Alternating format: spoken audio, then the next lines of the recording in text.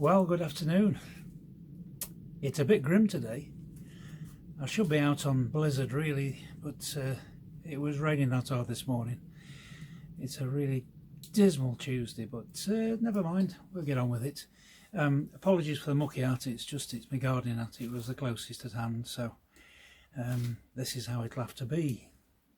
Now this is number 7 in this year's Spanish expedition, shall we say.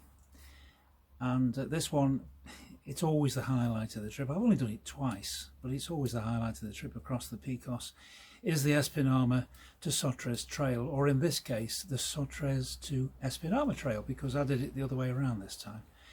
And it was just a run out from the campsite over to the start at Sotres, just outside Sotres of the trail, and then up and over the top past the obelisk, but this time taking a little visit to the chapel on the way across to Espinama. As I've said in the video, I'm not overly religious, but I do appreciate church architecture, really do. So it's worth having a look around, and then down to Espinama, then up to Fuente for a bit of a sandwich for lunch, and then in the afternoon just return over the same way, back over the trail, over the camino, and back to the campsite in the afternoon. Good trip, really nice trip. It's always a nice trip over there, but yeah, it was a little bit rockier in places than last year, but then it always depends on just how bad a winter it's been, how the trail's been affected. So yes, have a look through it, and again, if you enjoy it, give us a thumbs up. And it doesn't cost anything to subscribe if you've not already done so. So yeah, it would be nice to see some more subscriptions. See what you think anyway. Cheers. Now the route for today's video takes me out to Arenas de Cabrales. You can see from the map it's well marked. I've done this before, so I'll go over it again. So we go, as I said, Arenas de Cabrales, then up this beautiful road up here. The views into the mountains up here, as you'll see, are absolutely splendid. And then curve around here,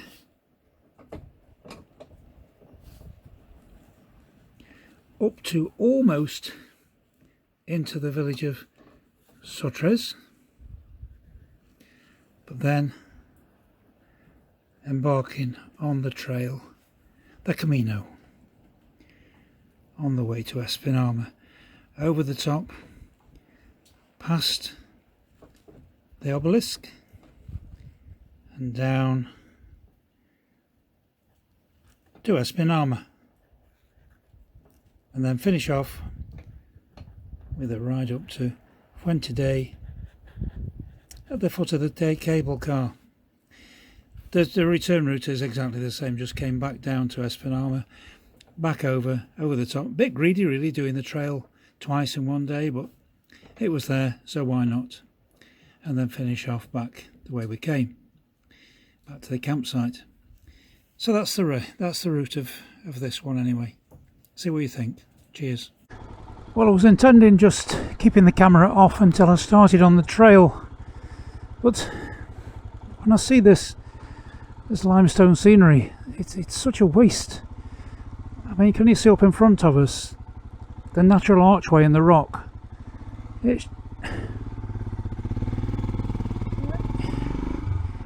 In so many ways it's beyond description, as this place. It's just utterly beautiful and spectacular.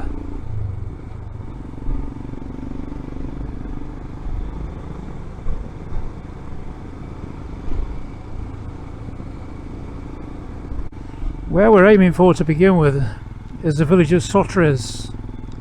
Sotres is where the trail, the unsurfaced road, actually leads up into the mountains. And over the other side, to the south side of the Picos, at a place called Espinama.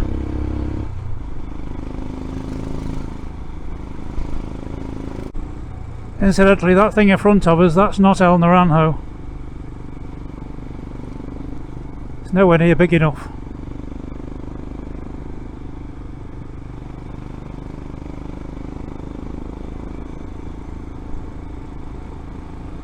Anyway, enough for now. I'll see you on the trail.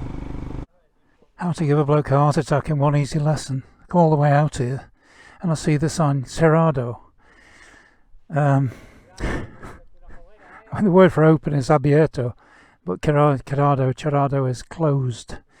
Unlike some people whose names I don't want to mention, I can read road signs, but the nice guys have just told me that the road is closed, but only the road that leads down to the village of Pandanavo, which is it's not quite a deserted village. I think people have started using the places as holiday homes, but I'm okay to ride through, for which I'm eternally grateful.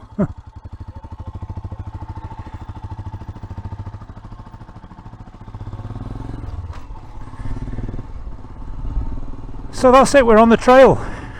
Thank goodness. The camino, as we should really call it in Spain.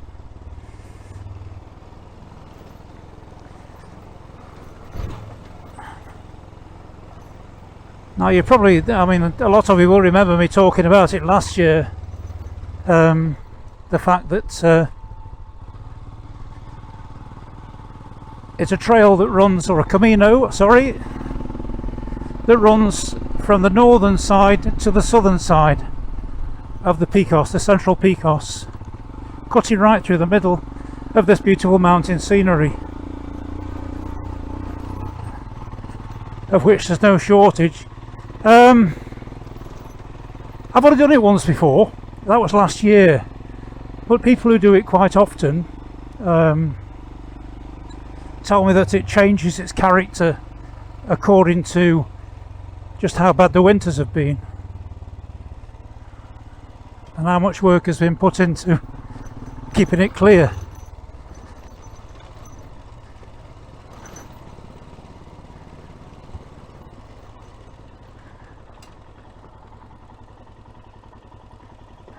Yeah, that's the village of Pandavano down there. Pandavano, sorry, to give it its proper name.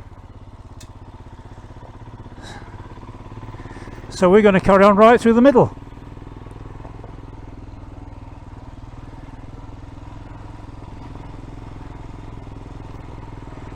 I've been building up to this ever since I realised I was going to be coming across here again a few months ago.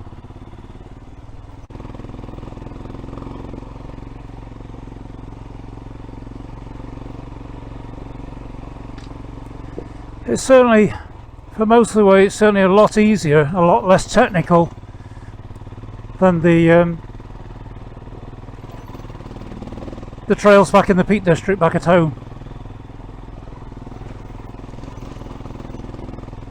But what's so important about this one is the surroundings.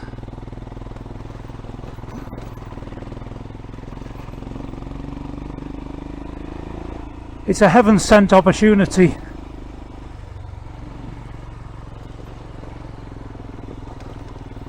to ride through these beautiful mountains.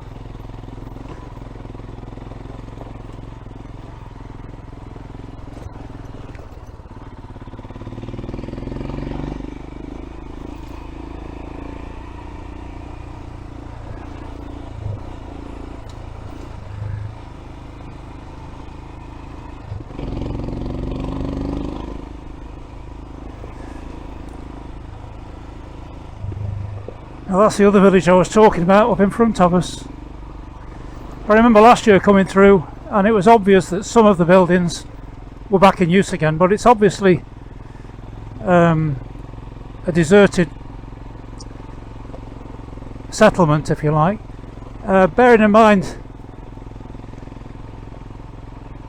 the number of deserted metal mines there are, some are silver, I don't know exactly what minerals have been mined in the Picos, but you've got to think that these were miners' settlements, really.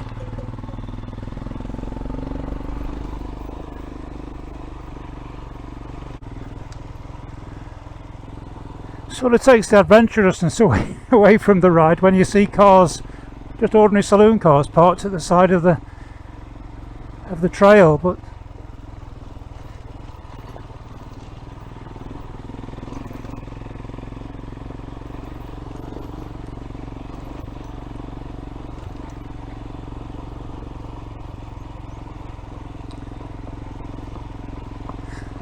when you look at it, it's got to have been a mining settlement as this. But like I said, one or two of them are back in use now. Probably as holiday cottages.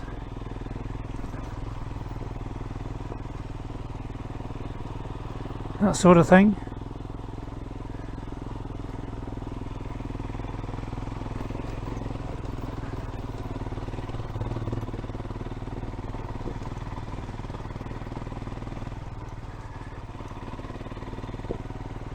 Nice fella. Well, nice person. Yeah, it was a fella.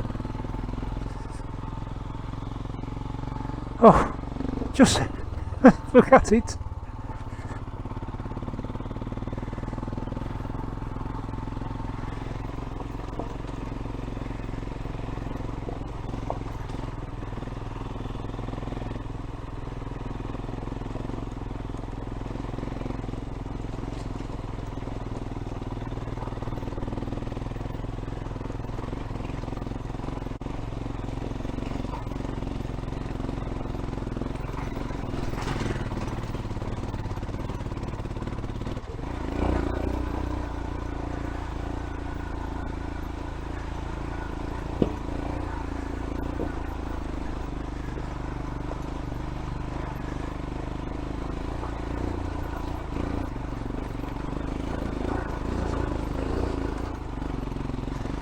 It's a little bit more technical in places than it was last year, but having said that, I came down this way.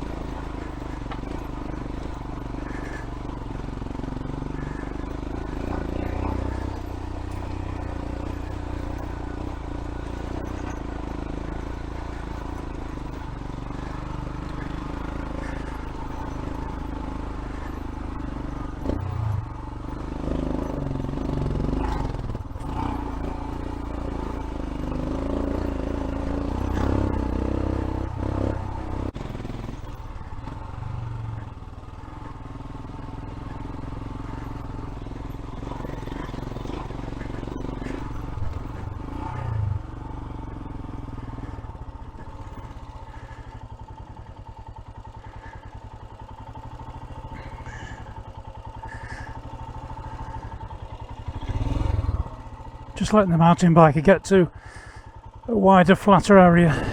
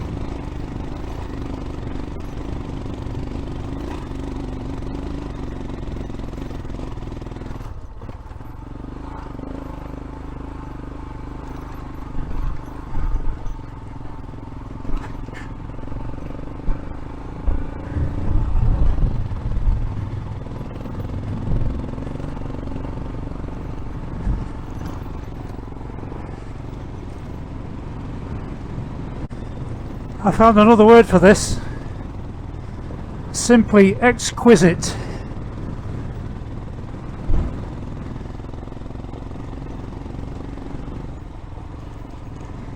Just approaching the highest point now on the trail.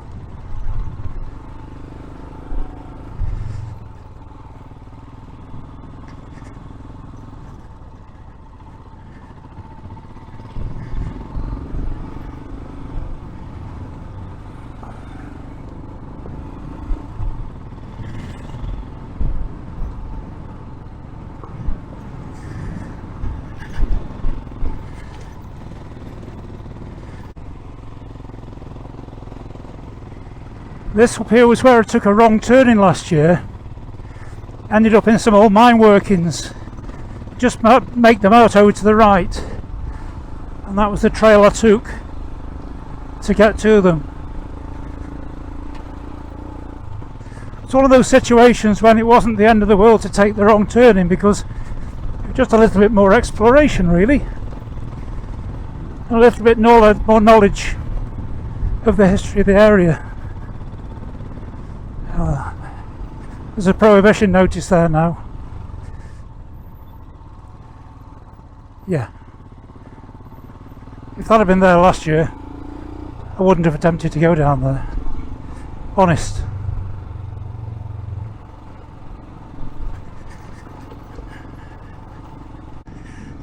Now there's a wee there's a wee chapel down there, down to the left. And the reason I didn't go to visit it last year was because there's a bloody big dog guarding the animals. I've since found out that those dogs are not necessarily going to be nasty, so this time I intend taking the little detour to visit the chapel.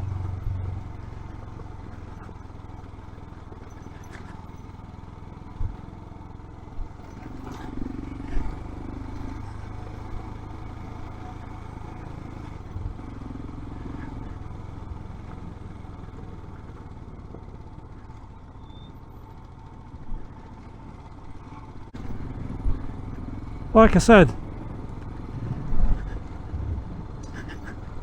it takes something away from the adventurous feel of the ride when you come up behind an ordinary saloon car. It's probably a 4x4 Audi, having said that, but I'm sure you know what I mean.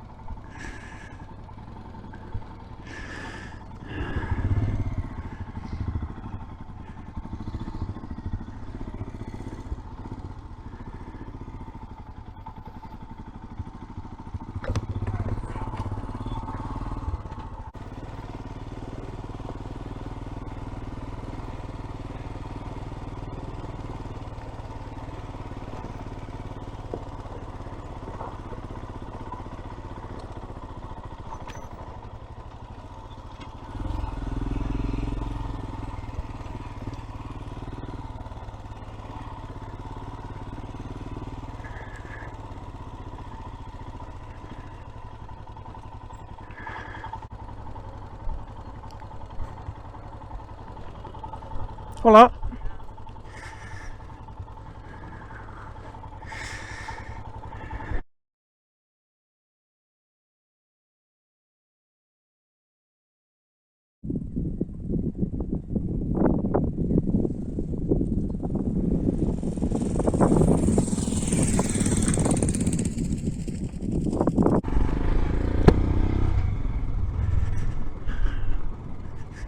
Well, that was something I didn't do last year. I'm glad I've done it now. Let's visit the chapel. It was locked up, but it's a nice place to visit. I'm not religious overly religious, but I do appreciate church architecture. I know I've said that before, but I really do. Particularly when it's out in the wilds as much as this one.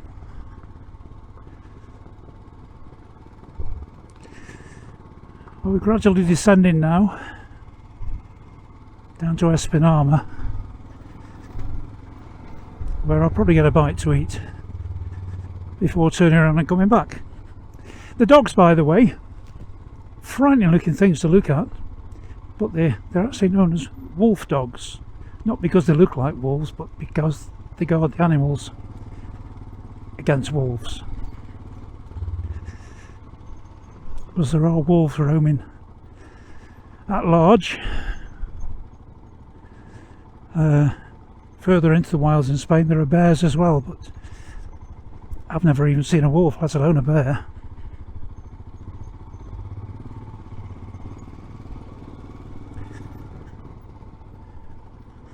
Vultures are in short supply today as well.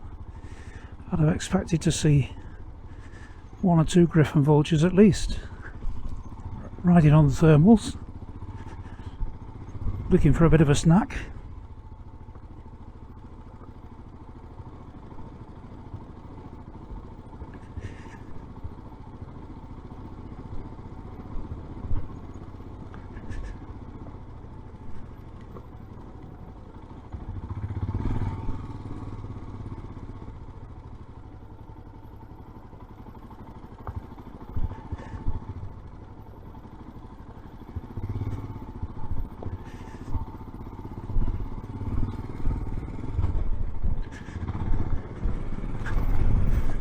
Cheers, me hood.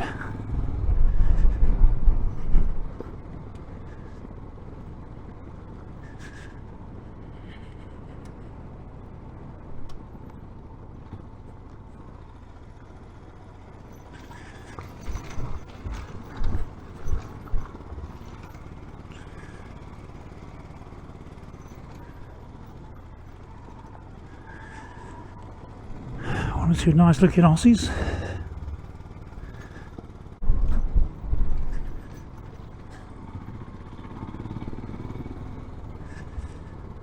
We're losing height quite rapidly now down to Espinama. Not much further in front of us.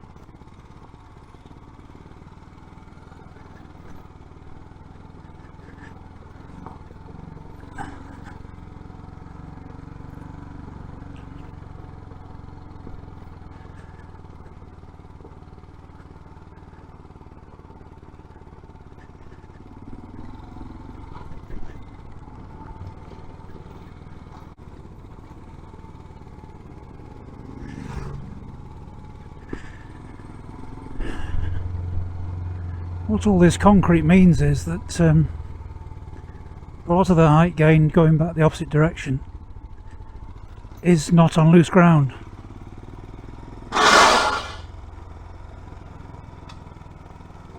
More like dropping down the other side, back to the north, back to Sotres. So here we are in Espinama.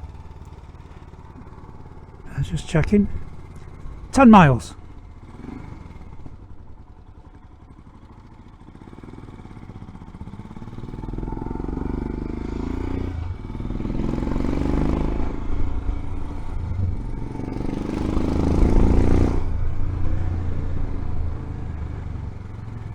Really, the tarmac feels way too smooth.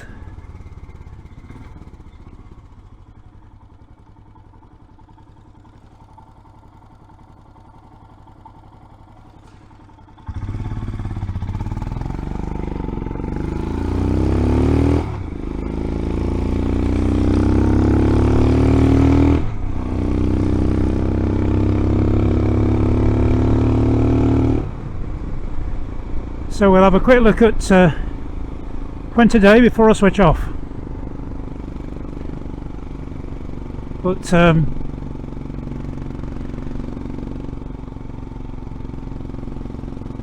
thanks for clicking on my channel and watching this. I know it's a repeat of last year's, but the opposite direction, and it does feel different, and it certainly looked different. I know it's not going to be the shortest video I've ever put out, but I'll endeavour to pick the best bits out. Let's try and prevent it from being too long. But how do you pick the best bits out of that little lot?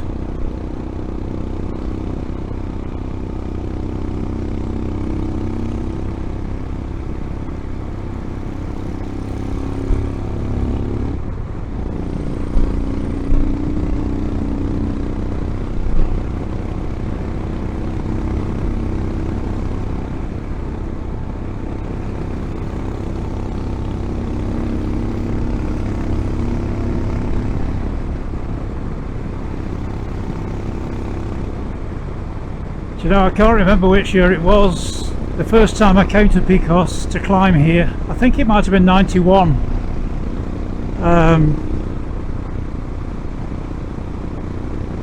This place made a big impression on me. Maybe not quite as big an impression as the Dolomites did the first time I visited Dolomites to climb, but I think with this place just didn't know what to expect. And the village we're coming up to is within the amphitheatre, if you like, of this fantastic rock architecture.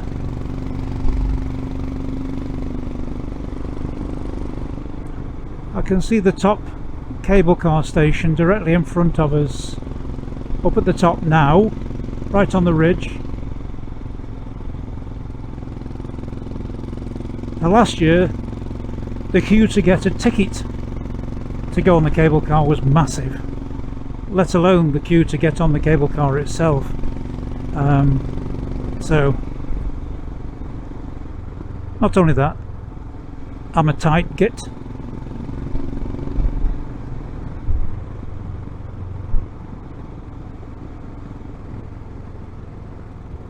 I just don't want to spend money on unnecessaries.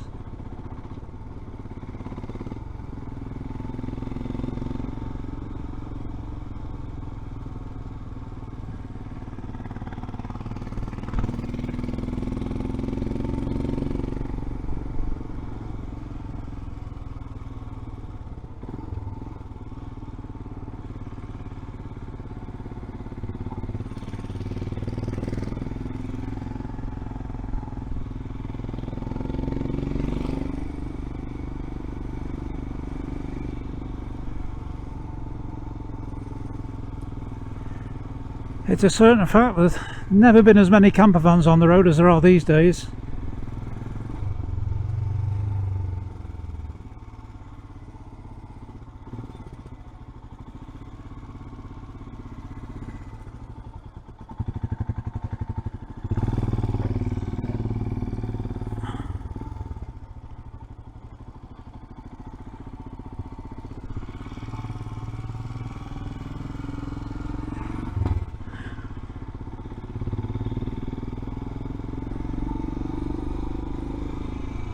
we'll call it a day for now anyway. Again, thanks for watching, and I'll see you in the next one. And again, if you could like and subscribe, it'd be great. Cheers anyway.